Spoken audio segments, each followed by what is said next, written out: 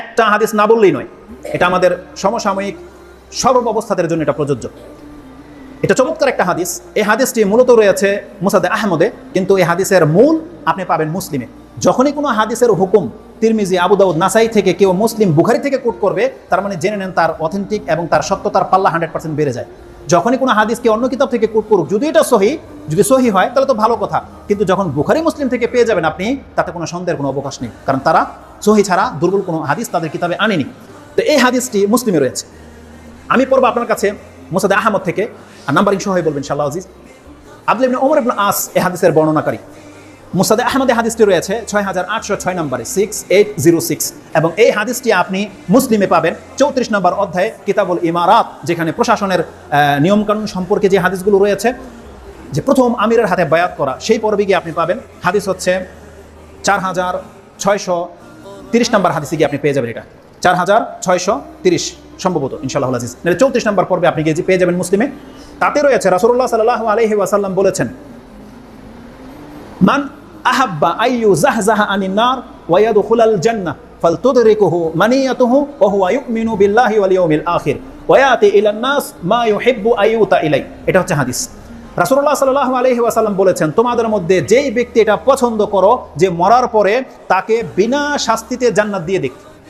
আল্লাহ বলছেন, মানে রাসূল সাল্লাল্লাহু আলাইহি ওয়াসাল্লাম বলছেন, তোমাদের মাঝে কোন সেই ব্যক্তি, কে আছো যে যাকে মরার পরে হাসরের মাঠে উঠানো হবে, জাহান্নামকে সে দেখতে পাবে, জান্নাতকেও দেখতে পাবে, এবং তাকে জাহান্নাম থেকে বাঁচিয়ে রেখে জান্নাত দিয়ে দেওয়া হবে। তার মানে কি? বিনা শাস্তিতে জান্নাত। তোমাদের মধ্যে কোনো ব্যক্তিকে এমন আছো যেটা পছন্দ করো, যে এটা পছন্দ করে যে আমি সেই ব্যক্তি, আল্লাহ আমাকে বিনা শাস্তিতে জান্নাত দিয়ে দেখ। রাসূল সাল্লাল্লাহু আলাইহি ওয়াসাল্লাম বলছেন তার দুইটা করণীয় আছে। সে যদি দুইটা কাজ করে দেখাতে পারে, তাহলে তাকে আল্লাহ সুবহানাহু ওয়া তাআলা ওয়াদা করেছেন বিনা শাস্তিতে তাকে আল্লাহ জান্নাত দিয়ে দেবে। সে কাজ দুইটা কি? যদিও কাজ দুটা খুব সিম্পল, কিন্তু করে দেখাতে পারলে আপনি হয়ে যাবেন জ্ঞানী। রাসূল সাল্লাল্লাহু আলাইহি ওয়াসাল্লাম বলছেন, ফালতুদরিকুহু মানিয়াতুহু ওয়া হুয়া ইউমিনু বিল্লাহি ওয়াল ইয়াউমিল আখির। আপনাকে সর্ব অবস্থায় প্রস্তুত থাকতে হবে যে আপনি আল্লাহ এবং পরকালে বিশ্বাসী। কারণ মালাকুল মউত কারোর সাথে কোনো ডেট ফিক্সড করা আছে, টাইমিং করা আছে, যখন আসতে পারে, তাই নয়? যখন তখন আসতে পারে। রাসূল সাল্লাল্লাহু আলাইহি ওয়াসাল্লাম বলছেন, মালাকুল মউত তো যখন তখন আসবে, এটা তো আমাদেরকে জানিয়ে দেওয়া হয়েছে। তুমি এখন জেনে নাও, তুমি প্রস্তুত থাকো। কি নিয়ে? তোমার সরঞ্জাম নিয়ে। যে কোনো সময় তোমার ডাক আসবে, আসো তোমার ফ্লাইট চলে আসছে, যাতে তোমাকে যখন ডাকা হবে তখন যেন তোমার কাছে দুইটা জিনিস থাকে। সেটা কি? ফালতুদরিকুহু মানিয়াতুহু ওয়া হুয়া ইউমিনু বিল্লাহি ওয়াল ইয়াউমিল আখির। তার অবস্থাটা যেন এমন হয় সে আল্লাহ এবং পরকালে বিশ্বাসী। তার মানে যেই ব্যক্তি আল্লাহ এবং পরকালে বিশ্বাসী, এটা যার অন্তরে গেঁথে গেছে, এই অবস্থায় যদি মালাকুল মউত তার সাথে সাক্ষাৎ করে, তার যদি মৃত্যু হয়ে যায়, রাসূল সাল্লাল্লাহু আলাইহি ওয়াসাল্লাম বলছেন এই ব্যক্তি সেই ব্যক্তি যাকে আল্লাহ বিনা শাস্তিতে জান্নাত দিয়ে দিবে। কিন্তু কন্ডিশন কি? সূত্র কি? আপনার অন্তরে আল্লাহ এবং পরকালের প্রতি ঈমান থাকতে হবে।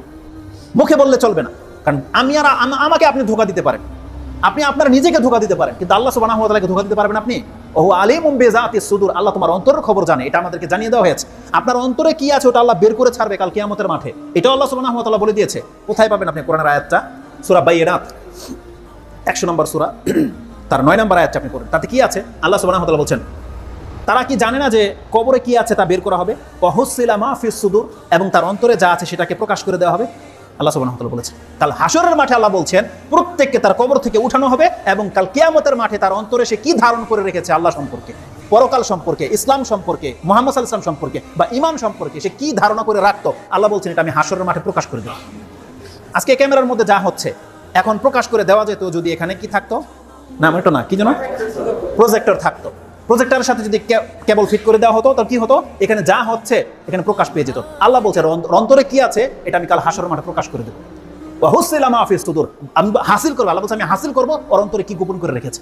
তো রাসূলুল্লাহ সাল্লাল্লাহু আলাইহি ওয়াসাল্লাম বলছেন যেই ব্যক্তির মালাকুল মউত এমন অবস্থায় তার সাথে সাক্ষাৎ করবে যে সত্যিকার অর্থে পারফেক্ট, সে আল্লাহ এবং পরকালে বিশ্বাসী, তার কোনো বিন্দু মাত্র ডাউট নাই, তার মানে রাসূল সাল্লাল্লাহু আলাইহি ওয়াসাল্লাম বলছেন এই ব্যক্তিকে আল্লাহ বিনা শাস্তিতে জান্নাত দিয়ে দেবে।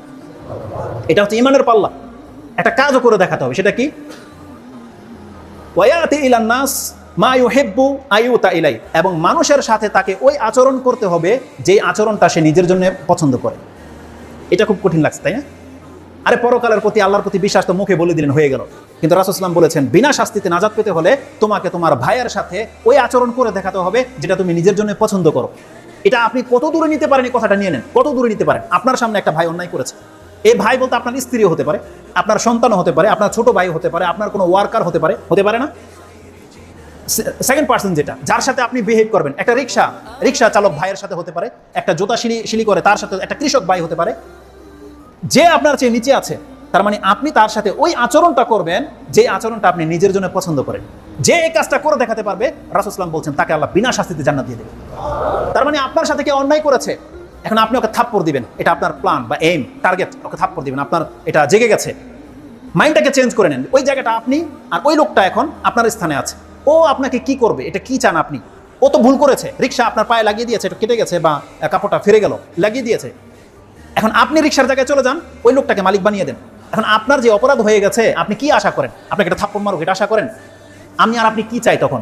আমিও চামো যে আমার ভুলটাকে ভুল ভেবে আমাকে মাফ করে দেখ, তাই তো না?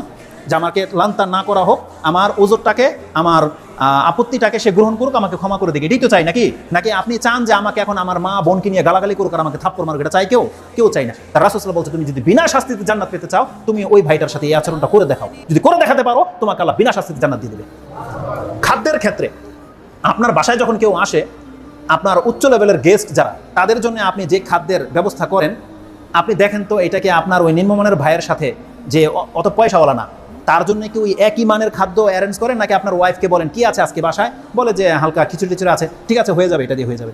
আর যখন বলা হয় অমুকে আসবে, তখন বলছে কি আছে, বলতেছে যে খিচুড়ি ভুনা করেছে, এটা হয় নাকি, একটা টিকা করো, একটা ফ্রাই করো, এটা করো, এটা করেন কিনা? এইরকম যদি করেন তাহলে সুবহানাল্লাহ, মানে এই গুণটা হাসিল হবে না।